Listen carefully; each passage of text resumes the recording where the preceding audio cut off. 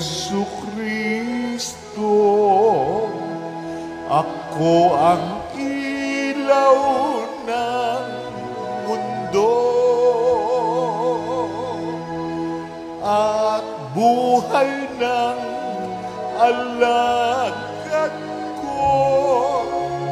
Alleluia.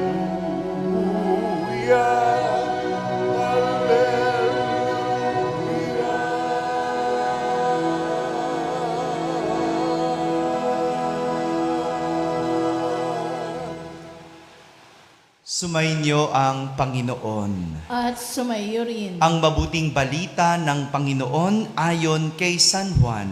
Papuri sa iyo, Panginoon.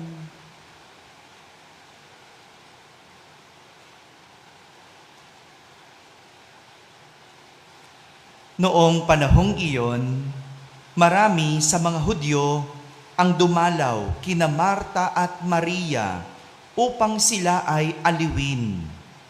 Nang marinig ni Marta na dumarating si Jesus, sinalubong niya ito. Ngunit si Maria ay naiwan sa bahay.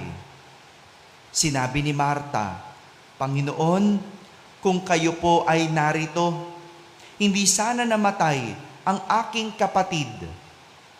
Ngunit nalalaman kong kahit ngayoy, ibibigay sa inyo ng Diyos ang anumang hingin ninyo sa Kanya. Muling mabubuhay ang iyong kapatid," wika ni Jesus. Sumagot si Marta, "Nalalaman ko pong siya'y mabubuhay uli sa huling araw, sa muling pagkabuhay." Sinabi naman ni Jesus, "Ako ang muling pagkabuhay at ang buhay. Ang nananalig sa akin, kahit mamatay, ay muling mabubuhay. At sino mang nabubuhay at nananalig sa akin, kahit mamatay, ay mabubuhay kailanman." Pinaniniwalaan mo ba ito? "Opo, Panginoon," sagot niya.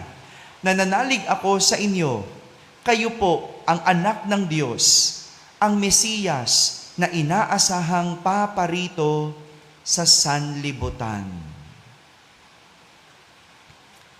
Mga kapatid, ang mabuting balita ng Panginoon. Pinupuri ka namin, Panginoong Jesucristo. Umupo ang lahat at makinig sa homilia. Isang magandang umaga po sa inyong lahat. Magandang umaga sa mga nasa barangay, no? Balik na tayo, naririnig na tayo sa barangay. Magandang umaga po, maulang umaga. Magandang umaga rin sa mga nagsisimba via online, sa lahat ng nasa abroad. Kasama kayo sa aming banal na pagdiriwang dito sa ating parokya. Ngayong araw na ito, ginugunita natin ang magkakapatid na sina Santa Marta, Santa Maria at San Lazaro. Sabihin nyo nga yung mga pangalan ng tatlong magkakapatid. Yan. Sila yung mga tinuguriang kaibigan ni Jesus. Pwede nating sabihin, malapit na kaibigan din. Bakit naman hindi? Talagang sinasadya pa ni Jesus ang kanilang tahanan para sila ay dalawin. Para dalawin. No? Tuwing pupunta sa Betania, no? Dinadalaw, sinasadya talaga ni Jesus ang bahay ng magkakapatid. Di ba ganon, no? Kapag close kayo ng magkakapatid o close kayo ng isang kaibigan, dadalawin mo, pupuntahan mo. No? Pero kung hindi kayo close, ay kahit magkapatid kayo, di ba? Tingnan mo, dumadalaw pa ba mga kapatid? Ay, hindi na. No? Hindi na kasi close. No? Pero pag malapit kayo sa isa't isa, talagang dadalawin, sasadyain. No? Kaya nang nangyari sa ating ebanghelyo, dumalaw si Jesus. Pero, burol noon ni Lazaro.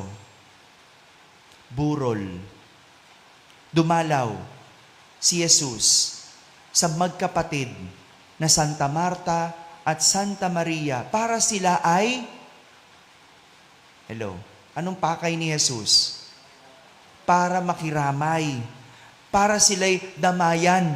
Di ba? Kasi magkakaibigan eh. Di ba? Kapag alam mo yung kaibigan mo, nagdadalamhati, anong gagawin mo? Dadamayan mo.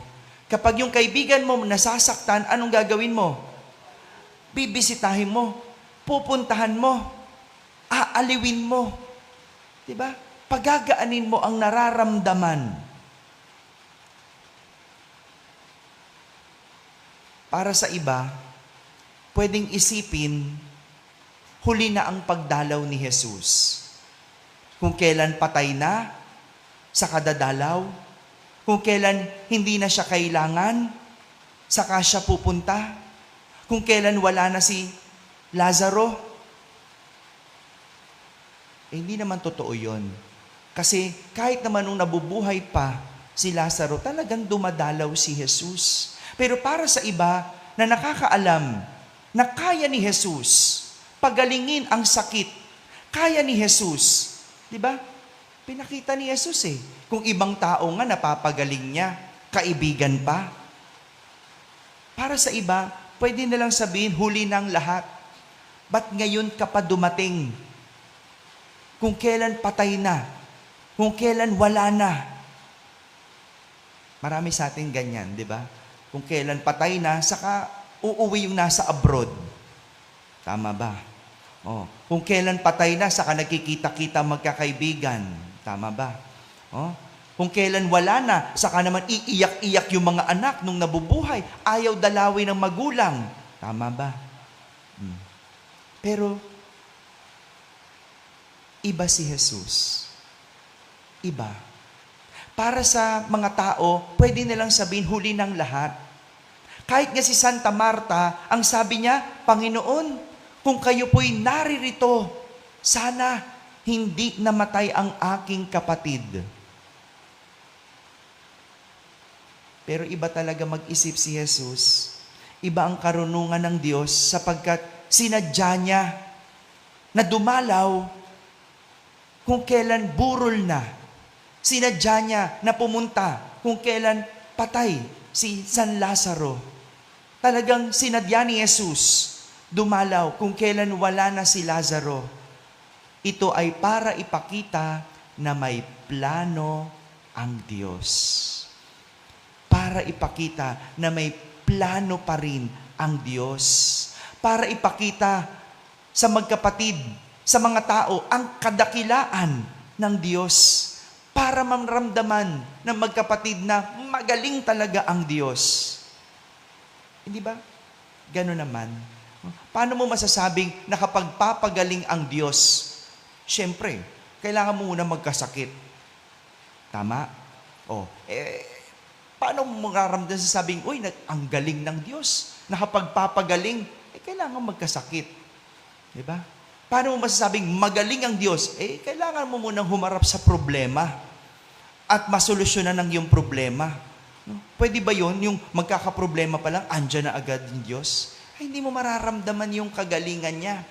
Kaya natin nasasabing, ang galing. Kasi, tinulungan tayo. Kasi, napagaling tayo. Kaya, hindi totoong huli na ang lahat.